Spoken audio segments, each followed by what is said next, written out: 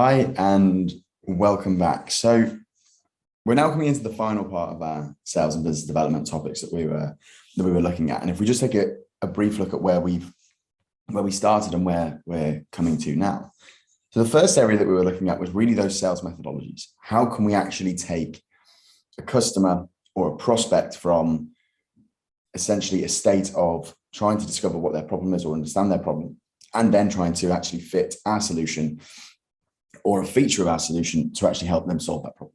And a couple of ways we looked into was value selling and challenger sales. We then looked into how we actually build ourselves more as a person, as a credible person, as a founder of that business, to help to essentially get people to really believe in us and draw their attention into what we can do and how we can help them. And by building that trust and that credibility, we start to create this holistic image of ourselves as someone who is adequate, someone who is sophisticated enough or credible enough to actually drive a business forward. And this helps in many ways, be that attracting clients, attracting employees, attracting partners, and indeed attracting investors, which a lot of startups or entrepreneurs end up looking to do as they take their business forward. A previous organization that I was working with was essentially helping entrepreneurs, helping startups to find angel investors, business incubators, business accelerators as well.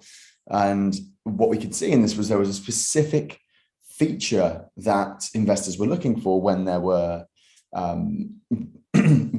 looking at a pitch as such. So one of the things that they would invest in, obviously, is the product and an understanding of the market, and thinking that the product or service has legs, that it can grow. But in fact, the team was massively, massively important. So the way that came across their capabilities was massively, massively important. And that helped a lot on that credibility factor.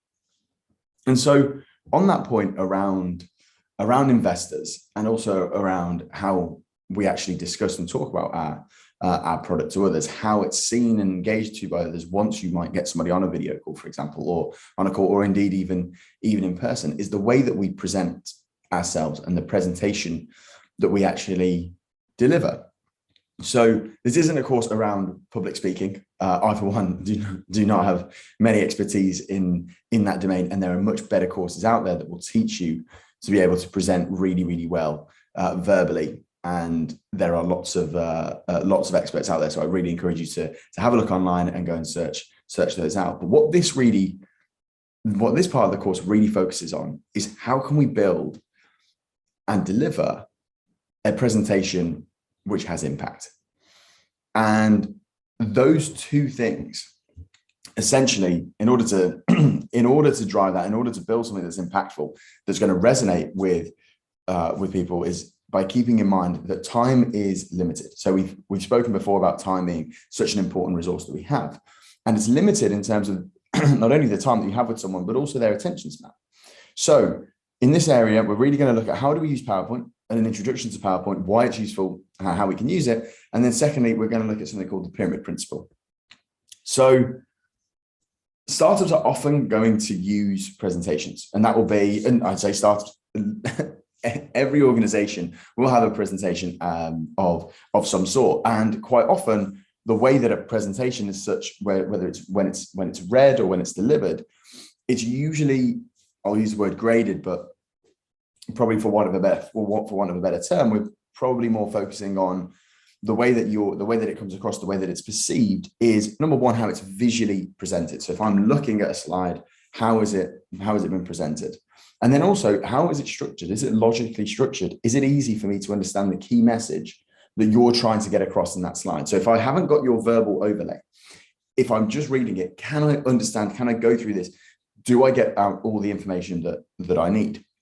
And so what I found is that combining two things. So number one, well, let's think back to what this was all around. This was about giving you not only theory, but hugely driving what tools can I use, what techniques can I actually implement in my business.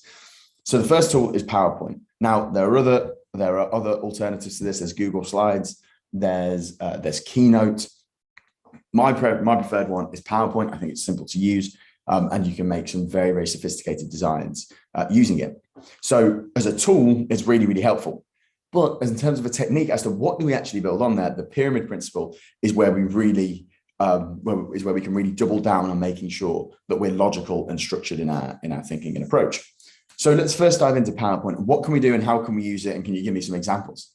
So first of all of these slides that you're seeing, that you've seen today, that you've seen throughout this course, have all been built on PowerPoint and then converted into PDF. And interestingly enough, they are very much just using shapes. So what we've really done here is there's a rectangle there. There's a rectangle here at the top. There's just a line here at the bottom. These are all boxes, circles, a few icons in there. That's all I've used throughout this whole presentation in order to build it. But I kept the structure there. I had one specific way of building each of the slides, and then just rinse and repeat each time so you can keep that structure. So what I'd suggest you do is go away and have a look at each of these videos in turn.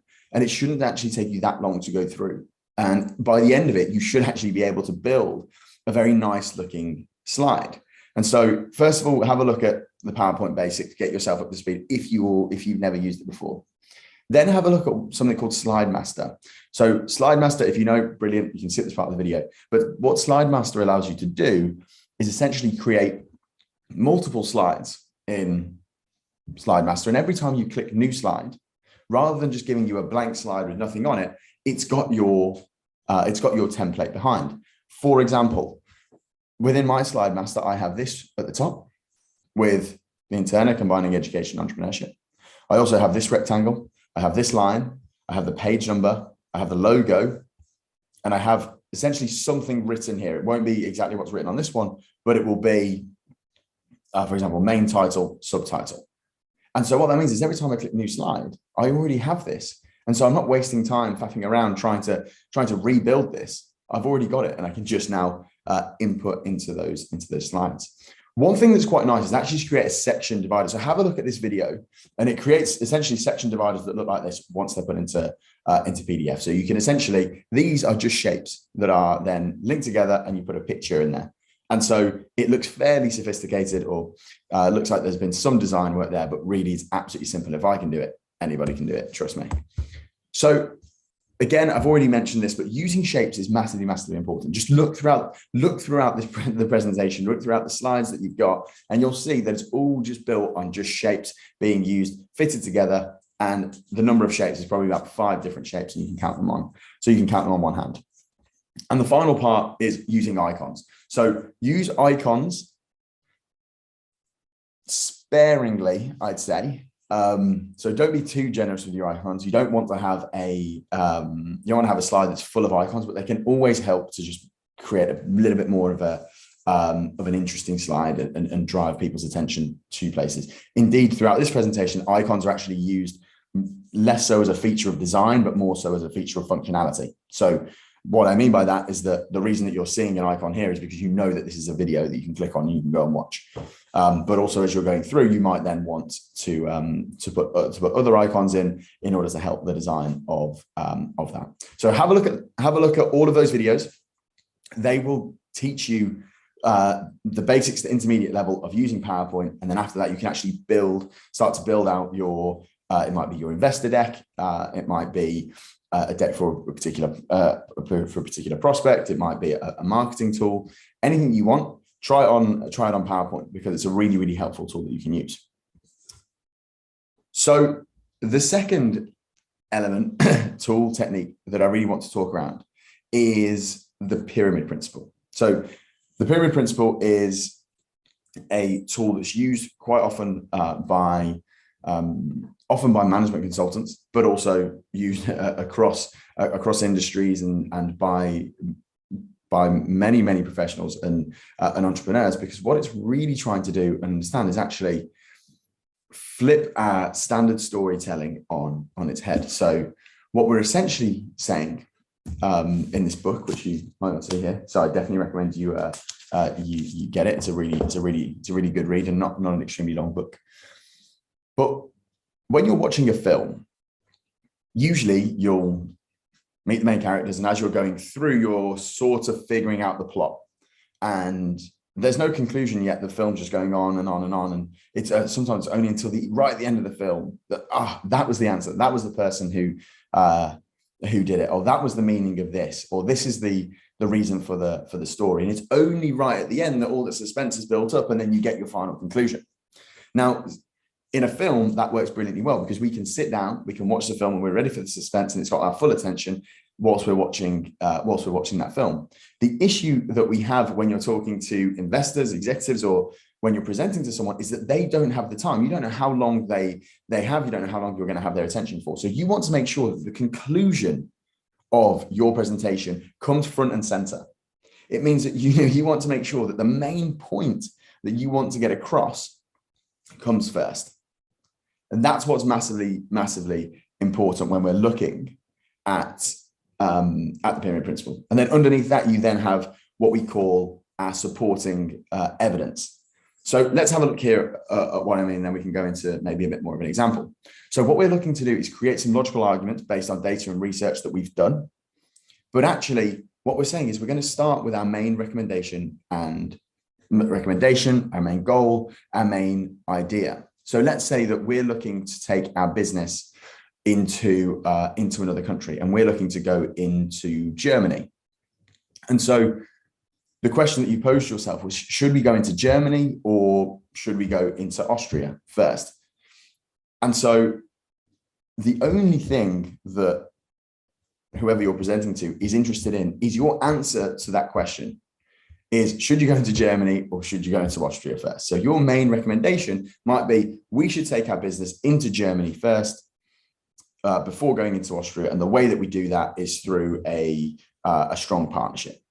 Now, the reason that we're doing this is because it means that if there's anything that I take away from that call that we have today, is that my recommendation, or is that your recommendation, is that we expand into Germany and we do it through a partnership. Now we can go on to after who that partner might be, but what I then want to know is, if you still got a little bit more time, you've got more than 5 minutes with them, well then what are your supporting arguments? So you should go into Germany instead of Austria because we found that for your particular market, there's huge demand. Number one, there's huge demand for your particular products in Germany. Second of all, the regulation fits wonderfully well with a lot of the protocols that you already follow here say in the UK. And thirdly, we've already got 2 or 3 people based remotely out in Germany instead of Austria, which will actually allow us to actually build our presence there already. And then underneath here, if they really want to go into the detail, well, we said in our first argument, there's a strong market. So we can say, now our data, insights, and conclusion, we can start to bring out facts and figures. So how quickly is the market growing? What's the total market size that makes it exciting? Here we've said a regulation point, so we can go into the actual regulations here that are there that benefit us. And we said that we've got 3 working remotely. Well, we might want to say there's 3 working remotely, but there's more that are going to be working remotely, or they're also based in different parts of Germany, which means that we can target different cities. And so once you get to the bottom of this, you can then move all the way back up to saying again, so because of that, we think that moving into Germany first via a partner, because we're not necessarily as strong, we've got 3 people on the ground. That's not a huge number of people. But actually, what we're looking to do is then go into Germany first, based off the fact that we have our 3 supporting arguments that are backed by all our data, insights, and conclusions, which therefore means that we should enter first into Germany instead of Austria for our particular business. So I hope that makes sense. But what we're really looking to do, and why is it different to how it usually works, is that usually you'll probably flip this on its head, and you'll say, so we've seen that the market for bananas has been growing at 10% per year. We also see that we have there's a new regulatory landscape, and finally, we've got 3 or 4 people who are working remotely in Germany who could potentially go full time. So I'm thinking, well, what is it that you want to actually tell me, right? And at the end, you'll say, and therefore, bringing all this together, we should do X, Y, Z. Just flip that on its head. So we should do A, B, C. The reason we should do it is because of number one, number two, and number three. And if they want even more, the reason that we believe in number one is because of this particular piece of data, this particular insight, these conclusions, this feedback that we've had. Same for two, same for argument three. And so the place that you might want to do this as well is, let's think back to the work that we did within startup strategy. What's that main recommendation, goal, or idea? What are we actually trying to solve for the customer? Can we get our customer problem here? And then have our supporting argument 1, 2, and 3, and then built on our conclusions and data that we've collected, i.e. the customer feedback, any research that we've done. And what that allows you to do, especially if I'm pitching to an investor, this is a really, really good way of showing that you are completely in control, that you completely understand, and that there's one particular piece of information that you want to get across. If you're talking to a partner, what is the main recommendation, goal, or idea that you want to get out of this partner? Do you want to partner with them, and how do you want to do it? State that in your initial opening presentation. I think that we can partner together, particularly in the digital marketing space. Or I've seen that we've got particularly synergistic behaviors or opportunities for us to actually collaborate and work together. We're both targeting the same pool of customers, but we're giving them 2 different offers. So together it makes sense to work together. So these are the sorts of things, and this is a way that you can say, okay, well, now I'm going to use PowerPoint in order to build this out, but the way that I'm going to structure it is by using the pyramid principle in mind. So hopefully that makes sense as we're sort of going through. And essentially what we're trying to do is combine a particular software tool, which is PowerPoint, with a logical thought process technique that allows us to say, what we're going to do is we're going to make sure that we'll start with our recommendation and then build out underneath that all of the key information that allows you to essentially present that core and key idea, the key message that you want to get across. So I definitely suggest that you go around practicing that, where you're thinking, you sit down and you say to yourself, what is the point? What's the key message that I want to get across in this call? So if it's a call with a client, if it's a call with an investor, if it's a call with a partner, if it's a call with a prospect, what do you need to get out of that call? And if you want to convey a piece of information, this is one of the best ways of doing it. It allows people to understand where you're taking them. So always take them with you on your journey, because they will feel comfortable and they will feel that they truly believe that you're a credible person, someone who actually knows what they're talking about. So it's really, really important that if you are having a presentation, that you are able to plan carefully for it and then deliver something with impact. As I said, if it's more around public speaking that you then want to learn more about, there's loads of courses out there. Definitely recommend you get involved with them. There are also quite a lot of networking, meetup events that allow you to practice your public speaking as well. So if that's something that you're interested in, then I definitely recommend you do that. Where can you go for some more or additional information? Sorry, it's because of the blurred background. The Pyramid Principle by Barbara Minto. Definitely, I would purchase that and have a read of that. There's lots of exercises on online for things like PowerPoint.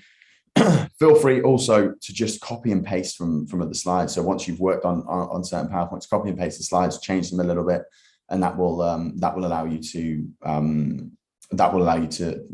to essentially just build these presentations quite rapidly. If you think that this was a particularly nice structured slide in terms of the master slide, feel free to go ahead and copy it. Absolutely up to you if that's what you'd like to do. So hopefully you've enjoyed that. Hopefully that makes sense around how we're taking PowerPoint and linking that with the pyramid principle to make sure that we can create some presentations with impact. Why is this important in sales and business development? Well, the reason is that if we are selling, if we are talking to a prospect, or if we are trying to look for new business opportunities, having a logical and structured thought process as to how you make those decisions, number one, is massively important. And number two, the way that we present that to people in order to get them to buy into our journey is massively, massively important, that we have a strong structure as well as obviously good digital design skills in terms of the presentation that we're actually building.